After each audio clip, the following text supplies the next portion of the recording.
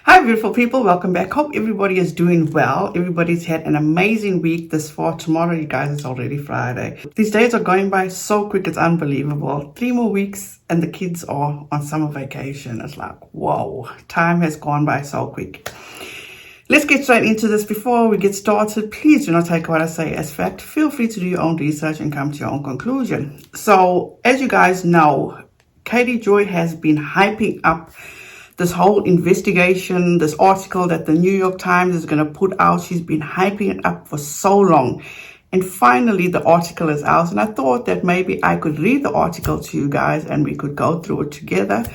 So let's just see what it has to say. Dancing in the Name of the Lord, the cult claims about a TikTok famous set of performers shocked everyone, except LA's dance-fluencer community. For over 40 excruciating minutes, Melanie Wilking, a trained dancer / influencer with more than 3 million TikTok followers, sat in front of a camera flanked by her weeping parents. It was a dramatic departure from her usual smiling, choreographed videos, which for years she'd performed with her older sister Miranda. Now Melanie claimed that Miranda has been pulled into what she described as a cult. Miranda is a part of a religious group and she's not allowed to speak to us, she said, wiping tears from her eyes. Her sister and the other group members are not in control of their lives, she continued. Someone else is controlling their lives and they're all victims of this. Both Miranda and Melanie had moved to Los Angeles to dance a few years ago, and soon their TikTok videos had made them internet famous. But their paths began to diverge last year when Miranda was signed to 7M Films, a talent management agency founded by a doctor turned preacher with a roster of a dozen young dancers whose stylish, high-production, choreographed dance videos you might have seen on TikTok or Instagram. Melanie's video on Instagram Live came on Miranda's 25th birthday in February, the second that had passed since the family said they had been cut off from her, and they were desperate to reconnect. The hope for any professional dancer signing with the talent agency is to book the right sorts of jobs, to receive the right sorts of coaching that could lead to fame. For Miranda, it seemed to work. She now has 1.3 million Instagram followers and she posted hundreds of sleek video produced by 7M creators, danced with Mario Lopez on Access Hollywood, and walked the red carpet at the American Music Awards. Before all that, Miranda and Melanie had been a package deal. The Wilking sisters, as they billed themselves, had been dancing together since they were little kids, even starting a dance camp in their own backyard in Macomb, Michigan, suburb, when they were still in elementary school. Both attended a performing arts high school. After graduation, Miranda moved to LA, landing background dance gigs and teaching at the International Dance Academy in Hollywood. Melanie followed a year later, finishing up her senior year remotely. For years, they filmed videos together for Musical.ly and later TikTok, performed together in dance competitions, taught courses in hip-hop, funk, and jazz together at studios across LA, and danced at in-person events for the very online, like VidCon and TikTok Gala. Though the sisters are 2 years apart in age, Melanie is 23 and Miranda is 25, with their long brown hair matching aquiline noses and to their smiles and coordinated outfits, they looked in those days like twins. In late 2019, Miranda had become involved with a few creators who would go on to be part of 7M. But it wasn't until January 18, 2021, that she withdrew from her family. Melanie said to the followers watching her Instagram Live, she and Miranda had been scheduled to fly home to Michigan for her grandfather's funeral, but 30 minutes before the flight, Miranda called her parents and cancelled. At first, Melanie said, Miranda claimed she had COVID. Melanie was suspicious since they'd both come down with it just a month prior. She even admitted that it wasn't because of COVID, she was just making that up. Melanie told the live viewers. Kelly Wilking, the sisters, Mom added, and that she was sorry and that we won't understand. Just before the funeral, Wilking parents Kelly and Dean flew to California and spoke face-to-face with Miranda. According to the Wilkings, Miranda was withdrawn and defensive, a different daughter than one they knew. She eventually stormed out of the meeting. It would be the last time they saw or talked to Miranda for over a year, they said. Soon after, the Wilkings said in the live stream, Miranda cut off almost all contact with her former friends and family, even blocking her grandmother from her social media pages. She cut her hair into a blunt chin-length bob and dyed it blonde. She began dancing differently in her Instagram videos, trading in the poppy dance made for TikTok algorithm for choreography more associated with music videos and Dancing with the Stars. At some point, she changed her Instagram handle to It's Miranda Derrick, publicly taking last name of her now husband, 33-year-old fellow 7M dancer James B. Derrick. Followers watched the engagement happen in the posted to Instagram on B-Dash's account in August of 2021, in which B-Dash interrupts a choreographed couples dance to ask Miranda to marry him. She got married and we didn't even know when she got engaged, her mother Kelly said in a video. She never told us where she moved to. She ended up blocking us and changed her phone number, Kelly continued. Whatever she's involved in, it's got some kind of control over her that's making her afraid of something. Yes, there was a change, Miranda admits. But her version of events is different than her sister's. While none of the dancers of 7M nor the agency's leadership agreed to be interviewed for the story, statements were provided to the cut in mid-April by 7M's lawyers. During the pandemic, a lot of people, including myself, had time to reflect since normal life was disrupted and on pause for everyone. The statement reads, "It was near the end of 2020, she says, that she started her walk with God in a serious way. I felt a spiritual shift happen inside of me," Miranda continues. "I started going to Bible studies and learning about God. I know that my family and friends saw changes in me along the way because it was true," her statement reads. "I was changing for the better and in love like I'd never been before." Miranda describes having asked her family for space and patience while she figured out what all this meant. "I told Melanie I would love to continue doing videos with her as Walking Sisters, but I just didn't want to continue doing it as we did," the statement reads. "I wanted more control over my schedule and I wanted to be equal partnership rather than her controlling our business as it had been. I wanted to make time for other things, including my relationship with James, Bible studies, making music, and just having some time off to myself." A video of the Instagram live went viral, prompting irresistible headlines about a TikToker being held hostage by a cult. A wave of friends and family of people affiliated with 7M came forward to confess that they too have noticed a change in their loved ones' demeanors. A handful of people I spoke with who described themselves as former friends of Miranda's and other 7M dancers all told me a version of the same story. The bubbly, so sweet, goofball energies who know what's right, what's wrong, were now shells of themselves. These weren't the only allegations that spilled out of the Instagram live. The wilder claims from supposed friends, friends of friends, and colleagues included the sort of life-shattering religious indoctrination you'd expect from an HBO docuseries. A vlogger named Katie Joy has been tracking 7M and reporting on such claims for months, posting YouTube videos on her channel without a crystal ball and in Instagram posts. On April 5th, 7M and its founder Robert Shin jointly filed a lawsuit against Joy, alleging defamation, tortious interference of contract, commercial defamation, intentional infliction of emotional distress, negligence, deceptive trade practices, and intentional interference with the prospective advantage, and demanded an injunction that would require Joy to make all of her social posts about 7M, Miranda, and B-Dash have since joined the suit. Joy filed a motion to dismiss on April 26th and tells the cut that the suit is a frivolous intimidation tactic. Now let's stop there for a minute, okay? The way she hyped this article up, to me it sounded like she was part of maybe a source for them or something to that effect. I can very well guarantee that this was not the credit that she wanted or the attention that she wanted. So obviously they asked her for a comment, and the comment was, as per usual, this is a frivolous lawsuit, which we've heard time and time again. Let's get back to it. I am not held against my will and I've never been a hostage. Miranda's statement to the cut reads, I go to church and I have faith in God. If one day I wish to pursue my faith elsewhere, I will and feel completely free to do that. As far as my career, my time at 7M Films has been one of the most exciting years ever. And if one day I wish to partner with a different management company or start my own company, I will. No one is forcing me to do anything. I'm excited to move forward in this incredible walk with God, an amazing marriage and exciting career. I'm also looking forward to moving past all of this and mend my relationship with my family privately. That each side of the story differs so dramatically only fuels the intrigue and speculation of the online audiences that have been following the saga.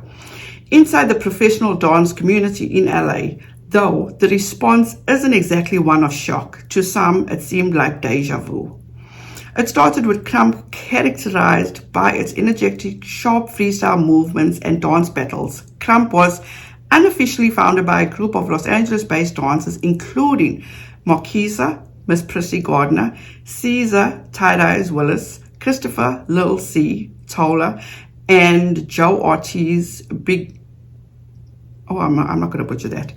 Ratty was in early aughts. The expressive dance style soon exploded, fueled by the 2005 David LaChapelle documentary Rise, and cemented in pop culture by films like Bring It On, All or Nothing, and televised dance competition shows like America's Best Crew.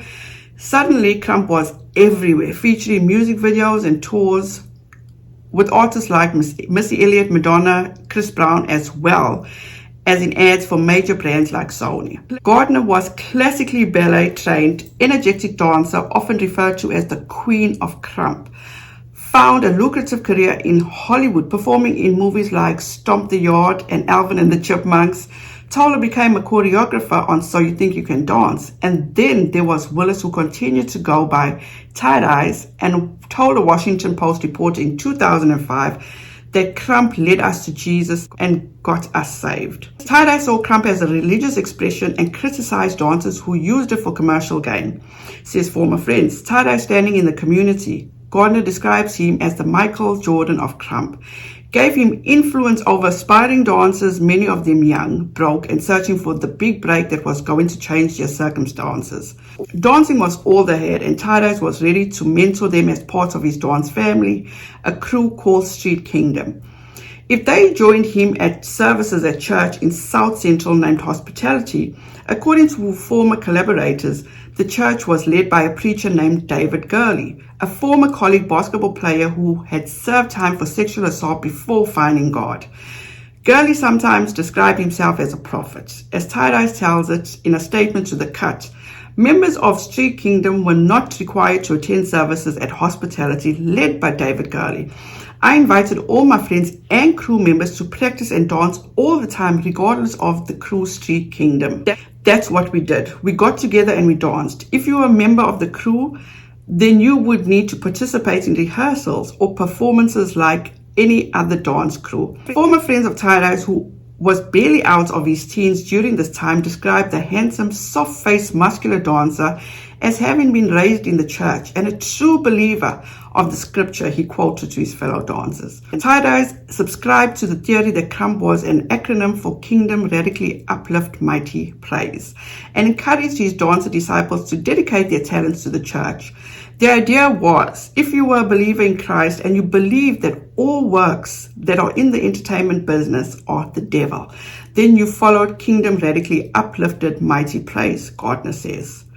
Tie-Dyes recalls things somewhat differently, telling The Cut, Crump is Kingdom Radically Uplifted Mighty Praise to me personally. I can't speak for other people. A belief is not something you can force on anybody. In practice, friends say Tie-Dyes, in coordination with Gurley, though however intentional or not on Tie-Dyes' part remains unclear, helped create an environment that some felt was rigid, prohibitive, and financially exploitative. Joey Knucklehead Thurman was in his early 20s when Tie-Dyes invited him to join Street Kingdom in the late aughts. Street Kingdom stood for God's kingdom outside the four walls, Thurman says. Memberships came with costs, Thurman soon learned. They would do tithes and offerings. The pastor, right-hand man, would go into his office, count the money, and he would come back out and tell him the amount, and the pastor would say, okay, this is how much we are missing, says Terman. They would be like, God said somebody's wanting to give $20, but you're trying to hold on to it. You're going to be cursed, and church literally would not go forward until we got that amount. The church's most life-upending requirement for membership, at least according to Terman, might sound familiar: renouncing your non-believing friends and family. It was a metaphorical process called dying, Terman says. The pastor had taken a scripture that talks about how you have to die to the flesh, saying you have to ignore and push away anything that could be a distraction. That particularly meant families and friends who didn't follow the church's teachings and who saw red flags in the dancer's new religious fervor. Tyree, a dancer who trained with Tyrese during the hospitality days and periodically visited the church as a welcomed outsider, recalls being threatened with being cut off from the dance crew if he didn't cease communication with his own brother. Tyree requested the cut use only his first name because of the harassment he faces on Instagram after speaking out publicly about 7M. We were told that hanging out with people who were not of the church, not of the same beliefs as you, was against the religion, Tyree says. It was because of those words that I stopped hanging around my blood brother. This extended professionally too. The hospitality church dance crew often booked work through Girly, Terman says, who discouraged industry jobs and instead arranged for Street Kingdom dancers to put crumb Christ shows at our other churches throughout the West Coast. As Terman describes it, the dancers were also encouraged to marry fellow members of the church. Several members, including Tyrese and B-Dash, got married and had children during the time in the church. Both men tell the cut they are still in touch with their kids. The cut attempted to reach out to some of the former partners for comment, but as of publishing, haven't heard back. These marriages were framed as a benefit of Terman, B-Dash, and other dancers. Now that seems weird to me. If Angela, B-Dash's ex-wife, was also willing to give a statement to Katie Joy, why wouldn't she give a statement to these people? That's just weird. The new partners, non-dancing members of the church, were their back for, Terman says. They took care of the bills between bookings. The dancers gained some clout, but not much money for their work at the Crumb Cry shows, and neither was enough to strike out their own. So it's understandable that the dancers could be persuaded to play along. It's like, if you're married, well then, you got somebody that's taking care of you, Terman says. Most of them have never worked a regular job in their life. For some of them, it's like dancing in my life. This is the way I'm going to survive. This is all I have. This is all I'm good at. Tie-dye's prodigious talents and stature in the Crumb community and the eventual professional opportunities they thought they'd gain compelled Terman and Tyrese to keep going along with the increasing demands of the church. Over time, they began to believe they had been ordained with their dancing abilities to do great things. I was like, well, they were way older than me. Tyree, who was a teenager at the time, says, they know more than me. Maybe they know something that I don't know. Though Terman was initially skeptical of the services, he says, he started to believe that maybe something greater than himself was at play after Girly showed an ability to discuss details of the dancers' lives and they had never shared publicly. When that would happen, we're like, okay, he has to be legit, Terman says, because how the hell did he know that about me? He theorizes that now Tie-Dyes had perhaps been feeding Girly information about them. But we didn't think about it that way, Terman continues. Or, he says, maybe Girly was just playing into stereotypes associated with South Central LA. Everything he's saying is just what most people went through, Terman says. So you're in church and this guy is telling you you're hurt because your mom wasn't there, or you're like, how does he know this? If he knows about my life or things like that, then it must be real. It was in 2011, a few years after joining up with Tie-Dyes, that Terman began to feel like he'd been duped. While we were part of the cult, we were never allowed to do industry jobs, Terman says.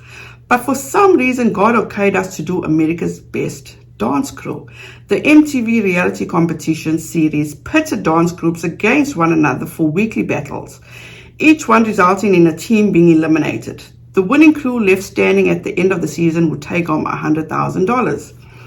Gurley told the group Turman recalls that God has given them a path to pursue the competition, but warned that they would have to make certain sacrifices in order to win.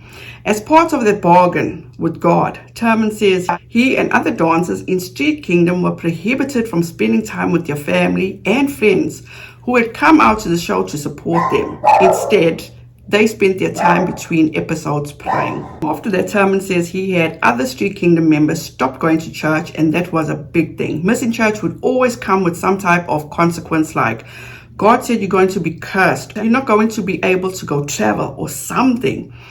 So we started not going to church because we were like, this is bullshit. God said we were going to win and we didn't. The dancers stopped attending services, marriages fell apart, and formerly tight-knit crew disbanded, dispersing across the country in search of new starts. After Turman left the church, Tyrese dropped Turman as a friend and collaborator, and Turman says they haven't been in contact since. Tyrese later moved to Las Vegas for a time. Gurley, who was now ahead of the church called PhD Ministries in Long Beach, California, did not respond to a request for comments. Everyone, it seems, tried to move on with their lives until 7M brought all these memories flooding back. When Garner saw the Wilkins video about 7M, she immediately drew parallels between it and the hospitality church. It's a pattern and a series of events that I've seen out for the past 15 years in crumb culture, Gardner tells me. Some of the dancers are the same. Both Miranda's husband, James B. Derrick, and Kevin Concrete Davis Jr. are former members of Street Kingdom, now signed to 7M. Also signed to 7M, Tie-Dyes. It's new to you guys, but to us in the crumb community, we're all looking at Tie-Dyes, Gardner says. The 7M dancers, Concrete, B. Miranda Wilkins, Kylie Douglas, Aubrey Fisher, Kalia Gray, Vic White, Nicholas Reno, Alexander Watkins, Gordon Watkins, Tie-Dyes, and Kendra Wallace are the sort of dancers you'd seen on TV, grinning and swerving their hips on Ellen alongside the generous sidekick Twitch. In viral TikToks and in music videos and tours, and artists like Janet Jackson and Cardi B, their social media following range from the low 100,000 to millions. The dance videos on their Instagram pages are glossy. They pose in both fast fashion and designer labels with hashtags to prove it. Miranda even had a series posing with Chanel surfboard. 7M Films was first registered as a California business in 2021. It is owned and operated by a man named Robert Israel Shin. Shin, a former medical doctor who legally changed his name from Shin with one N to Shin with two N's, according to our records, is also the pastor of Shekinah Church, a ministry that first popped up in Los Angeles in 1994 after Shin moved there from Canada. According to an archived version of Shekinah's website, Dr. Israel Shin is a former medical doctor who had practiced medicine for 7 years before God spoke to him to go into ministry full-time. While Shekinah has kept a low profile, public records suggest the church has a turbulent history. A lot of cash, according to a 2010 deposition given under oath by Shin. The church had a peak of 70 members between 2000 and 2008 who donated $4.7 million during that time.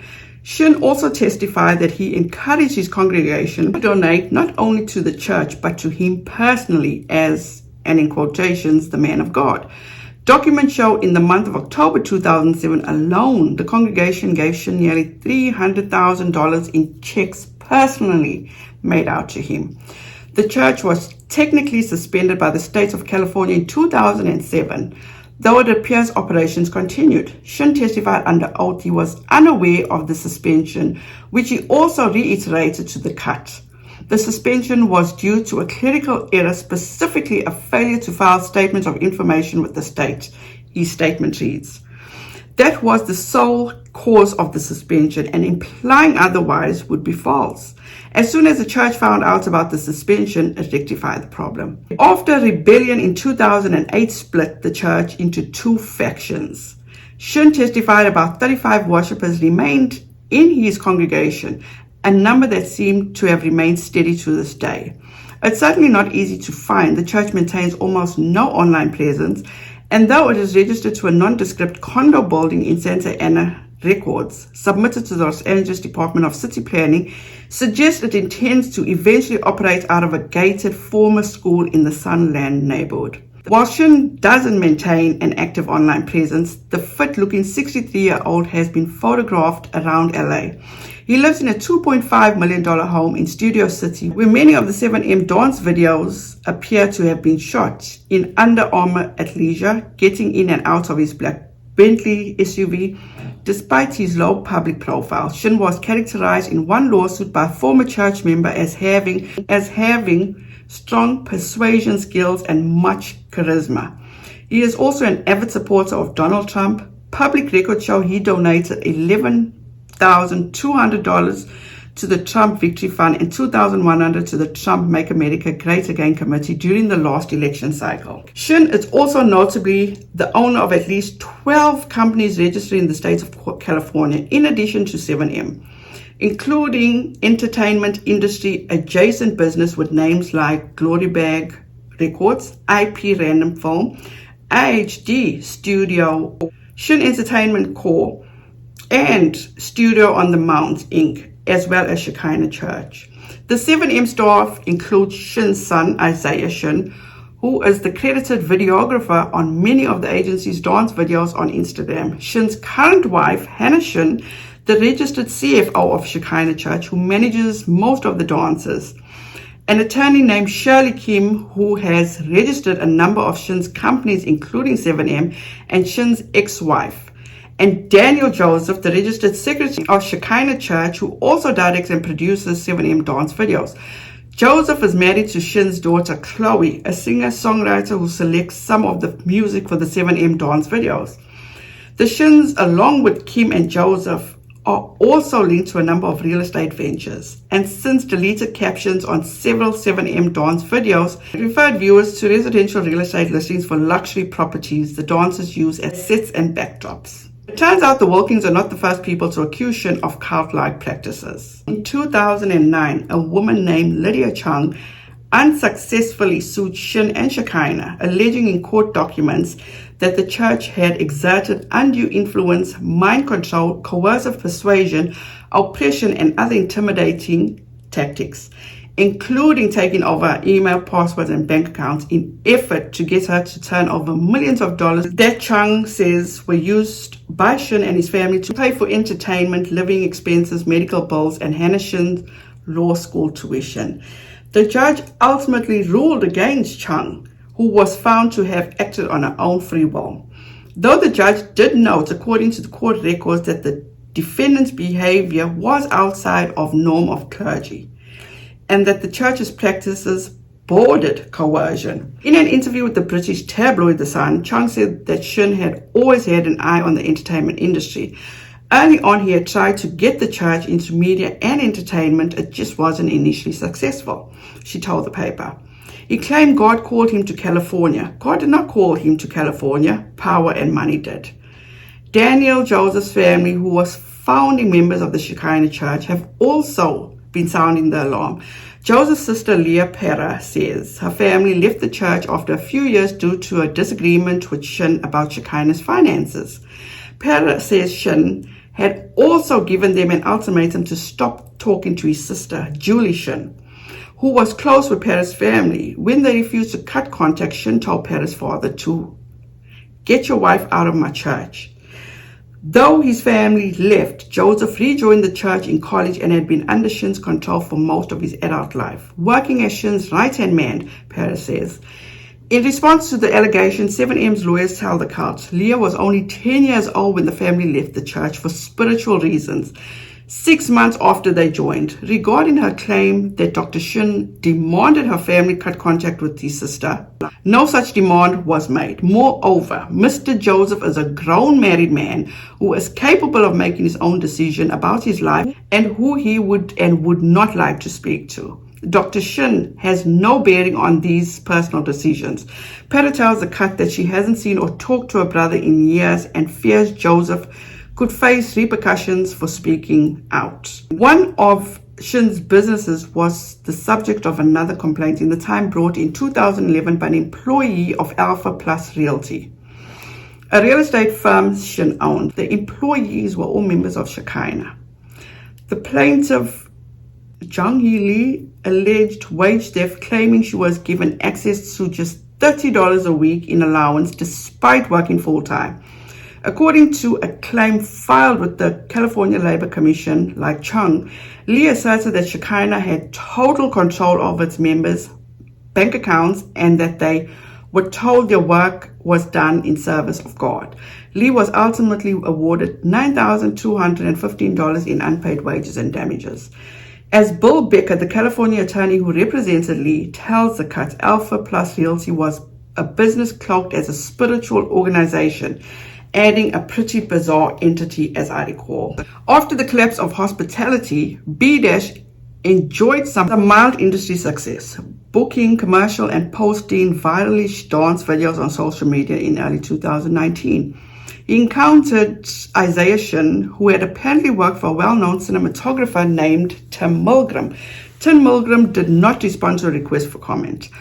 B-Dash says he was looking for a videographer, and as friends described it, Isaiah had the means to produce slick cinematic videos that had previously been outside of B-Dash's performance budget, where before his videos had been filmed on iPhones in nondescript locations. The new videos, which started in 2019, were filmed on expensive equipment in expensive-looking homes with dramatic views. Around the time he met Isaiah, B-Dash had also begun dating Miranda Wilking, who he had met through a mutual friend. Initially, the Wilkins welcomed the relationship. B-Dash even stayed with their family for several weeks during the early parts of the pandemic. The videos the family filmed together during the time appear to show a friendly relationship. As his involvement with the Shins increased, 7M maintains that B-Dash's only role in the company is dancer. My friends say B-Dash became someone new. His wardrobe changed from street clothes to polished suits, as did his style of dancing. Crump was out, tangos were in,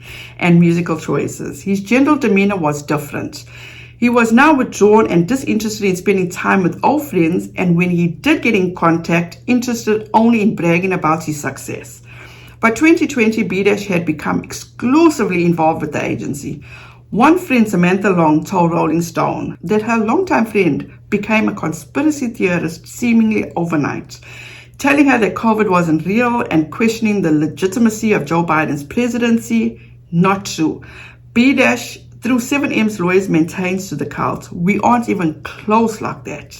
Several sources, all of which are outsiders of 7M but familiar with its members, say 7M requires its clients to participate in regular Bible studies as a prerequisite for representation. The last time choreographer J. Chris Moore interacted with any 7M dancers, specifically Tie-Dyes, Concrete, Aubrey Fisher, and Vic White, was in December at a dance studio session.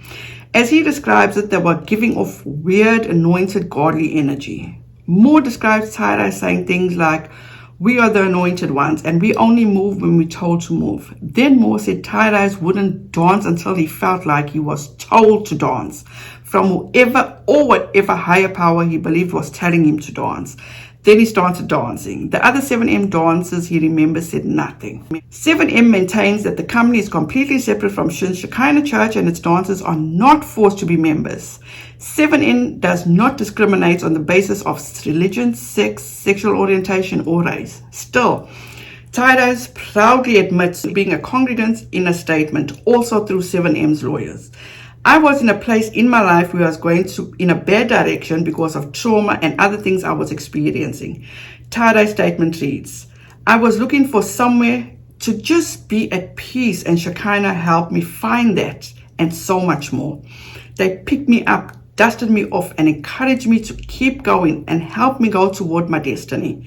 In addition to Tie-Dyes, 4 of the 11 other dancers that provided statements to the Cut mentioned the church by name, nodding at their membership in the religious group.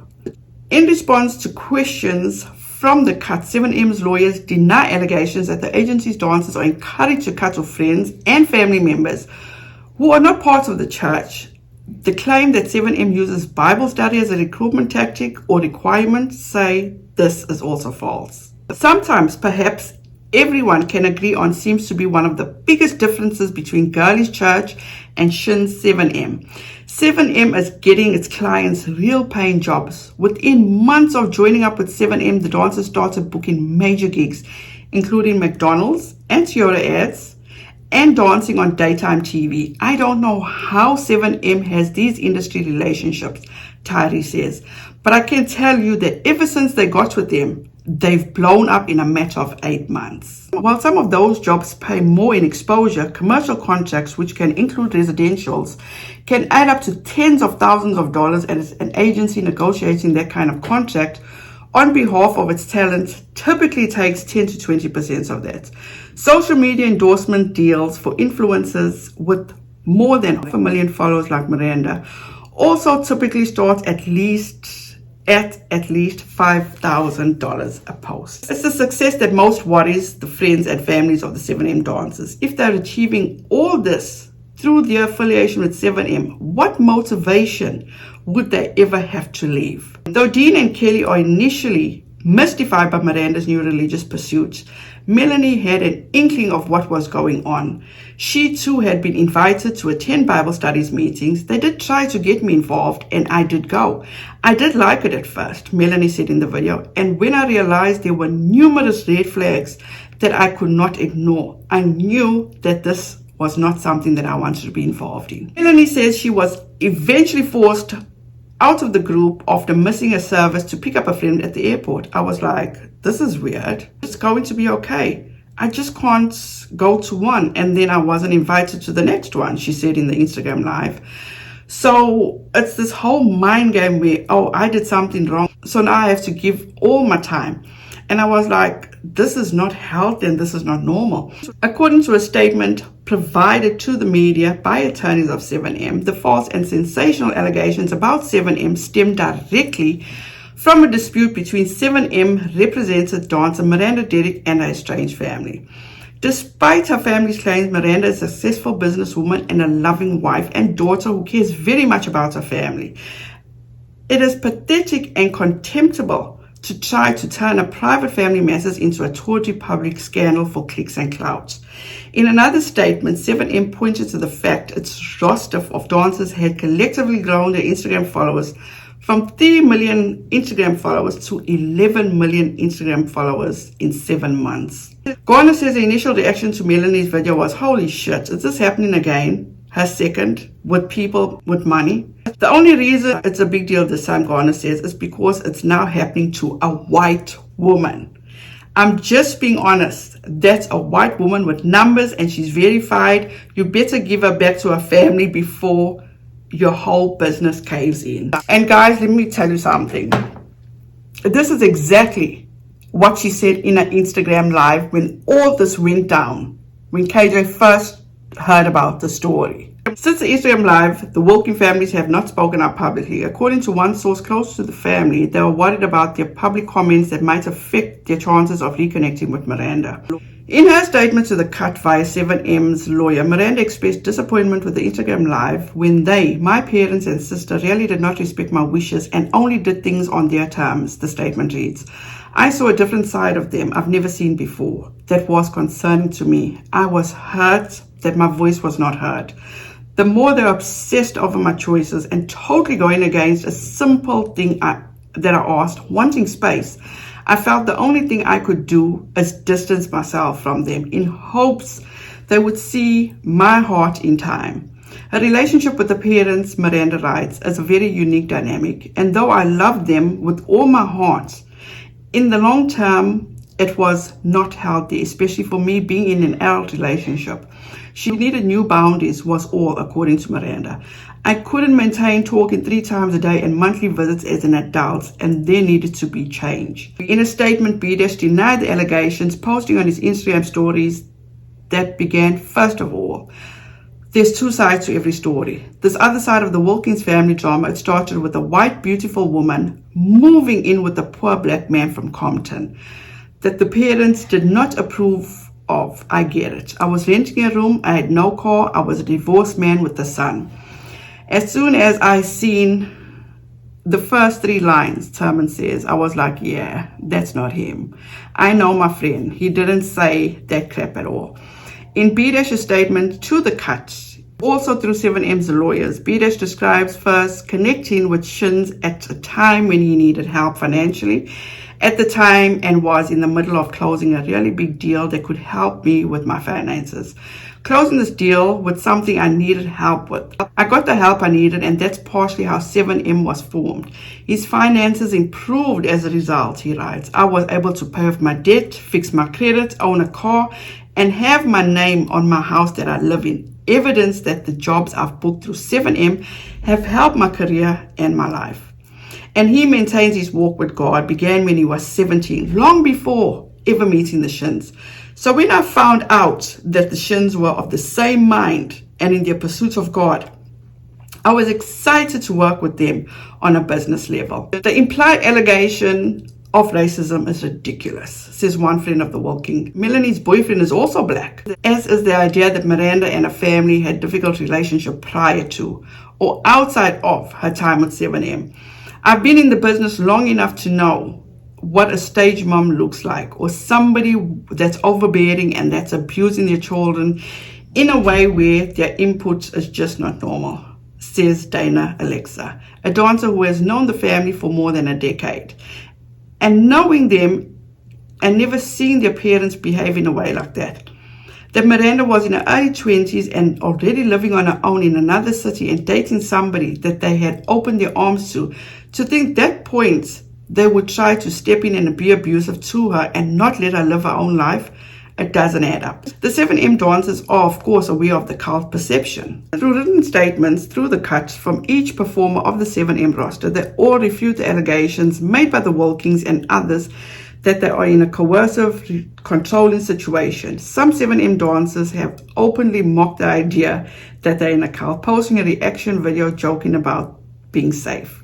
And certainly, these dancers at least look like they're part of a typical hype house, with most of their dance videos shot against the same backdrop, a generic LA home that looks like every other fancy-looking LA collab house, rented or purchased for the explicit purpose of making content. By all appearances, they're your average influencers and would-be influencers who happen to dance really well. My career has found a new spark and I feel younger and better than I've ever felt, reads Side-Eye's statement to The Cut. My social media has increased and my abilities have increased. I'm finally making money and doing things I've always dreamed of doing. To sum it up, Shekinah is my family, and I don't use that word lightly. 7M revived my career and gave me my dreams back. I would go back to nothing I came from. Everyone wants to find out why they are here on this earth in search of some kind of purpose. I found mine here with Shekinah and 7M. So all of the dancers interviewed, whether they came from Crump or the broader industry, says the working dance community in Los Angeles is a particularly vulnerable one. The dance industry is brutal to break into. The most aspiring dancers are left to figure it all out on their own along the way. And making it doesn't always mean making a livable wage. We're far past what's ethical practice, Alexa says. Alexa tells me, recalling auditions she's gone on alongside hundreds of other dancers, all of whom are vying for 1 or 2 open roles. These unpaid days of learning choreography on the spot and repeatedly performing, it can stretch longer than 10 hours. Alexa, who makes money now hosting dance workshops and teaching courses, describes the industry unfair pay practices as possible because of often the dancers don't know any better. We work for big artists, we do commercial campaigns, all kinds of projects where the pay is craft services. Alexa says, we get handed one-page contracts and we can read half of the verbiage and we don't know what it means. And we get taken for a ride that way. There are hopes that might soon change. During the pandemic, a group of about 100 choreographers began meeting and, led by the award Emmy-winning choreographer Kat Burns, are preparing to launch the Choreographers Union that would standardize things like payment, rates, credit, and copyright for their moves. Despite assurances from 7M. A number of brands have pulled their partnerships since all this began. None of the 7M dancers have left the agency, per 7M's lawyers. Instead, since that February 24th Instagram Live from the Walking, 7 dancers have doubled down on their production, posting dozens of videos a week and making sponsored posts for Fitbit and Forever 21. Melina Fortunato, a dancer and actress who previously worked with the Walking Sisters, said that for these dancers, the law of potential success is enough to keep them staying put for now. These dancers came from nothing. So here's a group of people that believe in them, giving them opportunities. They're making money together, living a good life, she says. Everybody wants fame and fortune, and they're getting a taste of it. So you guys, that is the long-awaited, hyped-up article that Katie Joy was talking about. And as I said in the beginning, I don't think this was the recognition she wanted. Truly was not. After reading this article, and especially this last paragraph, it says it all. They are just a group of dancers that are making money, living their best life, living their best dreams. And I don't know where it goes from here for Katie Joy. I truly don't know. I know you guys, it's been a long video. I'm not going to keep you guys any longer. Thank you so much for joining me. Please be safe out there. Be kind to one another, and don't forget to make good memories. Bye guys.